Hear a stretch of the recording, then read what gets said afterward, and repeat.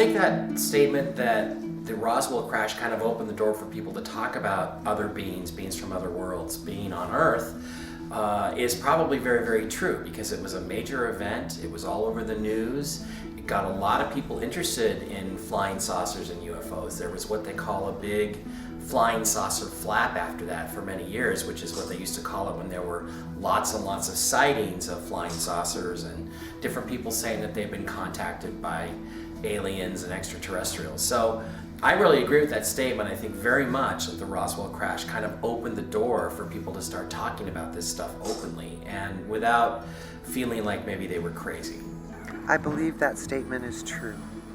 I believe the Roswell crash was so public that it was impossible to hide the fact that we are not alone. We're not the only beings visiting Earth.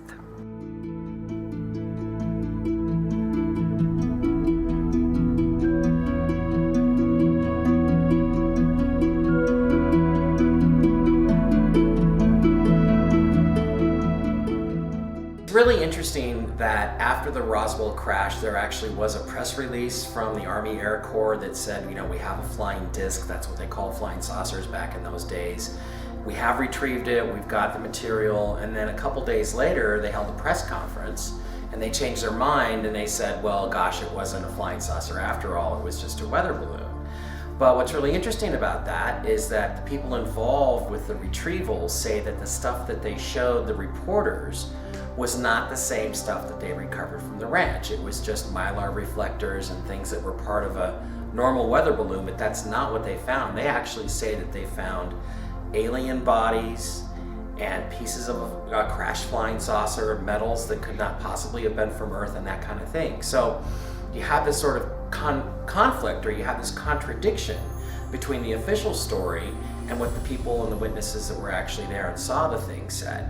I think because they didn't have a way to answer the questions that this type of event raised amongst people who were afraid.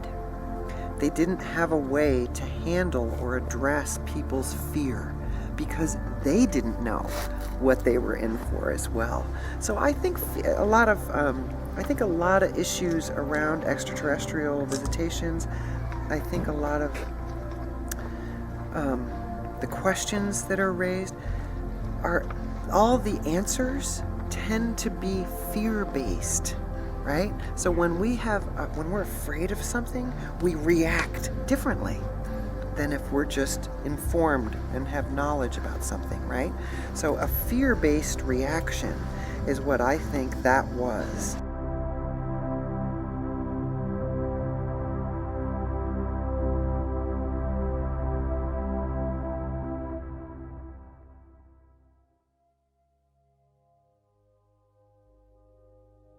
It's interesting as you look at the people that have had personal contact with alien beings, or at least say that they have. They kind of come into two different categories. The first are the contactees, which happened back in the 50s. And most of them never met aliens face to face, but they had telepathic contacts, they had dreams where they were told things, they were given plans to create devices. The thing about those early contacts is that they were all kind of from a distance. There was no direct interaction between the aliens and the human beings. But what then began to happen in the 1960s is that the contact became much more direct. There's the so-called abduction phenomenon, where actually people claim that they've been abducted out of their bedrooms, out of cars that are on the road, sometimes even out of airplanes in mid-flight, and they are having direct personal interaction with extraterrestrials or with aliens. But the truth is, I think if a normal person actually met an alien from another planet, it would probably make you a little crazy trying to deal with that. So to me, that kind of reinforces the idea that they've had real contact. Abductees are contacted on some level. They're not always asked, I guess. And contactees tend to be people who ask for that contact. They invite those relationships. George Van Tassel, who built the Integratron, he invited them. He called them the space people. he invited the space people to come and meet him, to educate him, to teach him things. So I think that's why he called himself a contactee. There are people that are having these experiences. I've spent a lot of time with a lot of folks who have had contact, who have been abducted, and what I can tell you is, though it's very disturbing to them and it upsets them a lot, they're not crazy. These are very solid, sane people for the most part. And what I think is really, really important as we step into the future is that we treat them with dignity and respect, and that we try to understand what has happened to them, and more importantly, why it's happened to them.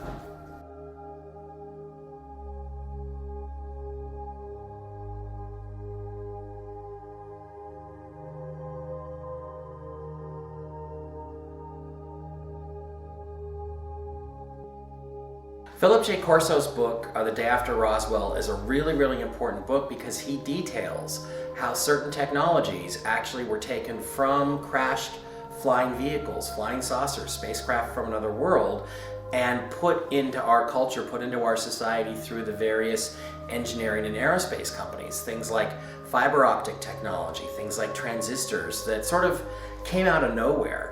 And in fact, I've seen some of these documents. I've seen documents from as far back as 1942, which is actually before the 1947 Roswell crash, and it states right in there a description of glass or some sort of polymer plastic fiber through which light and information travels. And this is one of the technologies that they used on these flying saucers to actually make them fly and go from planet to planet. So the really interesting thing about all those technologies is that they just kind of sprang out of nowhere. All of a sudden there were just transistors where there had been nothing building up to that in the literature. So that makes a really strong case that all this technology that we suddenly got, this sort of explosion in scientific and technical knowledge that happened after World War II, was probably a result of getting that technology from an outside source. I do believe that a lot of our very advanced technological inventions, our modern conveniences, what you're used to having,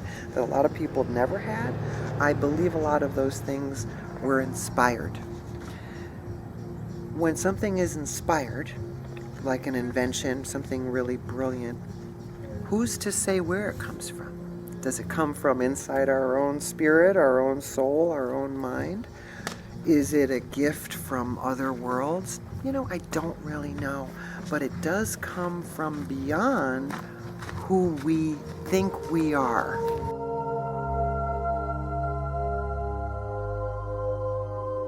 I think that in the future, the Roswell crash will probably be viewed as the most significant event in human history, maybe even more significant than the first moon landing, because of the fact it was the first direct proof public communication between aliens and human beings.